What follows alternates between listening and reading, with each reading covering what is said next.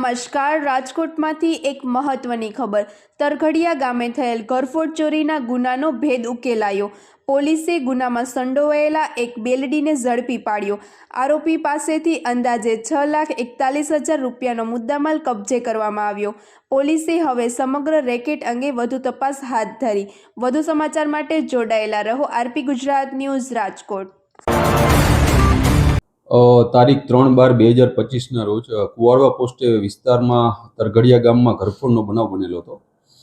માનનીય CP sir, additional CP sir તથા DCP crime Jagdish Bangarwa સરે મિલકત સંબંધી ગુનાઓ ડિટેક્ટ કરવાની સૂચના આપેલ હોય, જેના અનુસંધાને રાજકોટ શહેર DCP PI Gundaliya, PI Damor તથા પીઆઈ જાદવની ટીમો આ ગુનાને ડિટેક્ટ કરવા તથા આરોપીઓને પકડવા માટે પ્રયત્નશીલ હતી।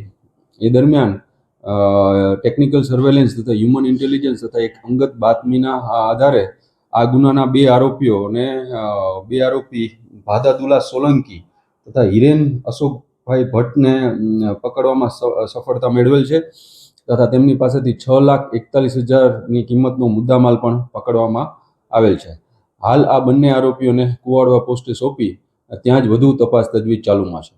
બંને આરોપીઓનો ગુનાહિત ઇતિહાસ આ ગુનામાં સંકળાયેલ બંને આરોપીઓ ભાદાદુલા સોલંકી વિરુદ્ધ અગાઉ રાજકોટના અલગ અલગ પોલીસ સ્ટેશન તથા જૂનાગઢના અલગ પોલીસ સ્ટેશનમાં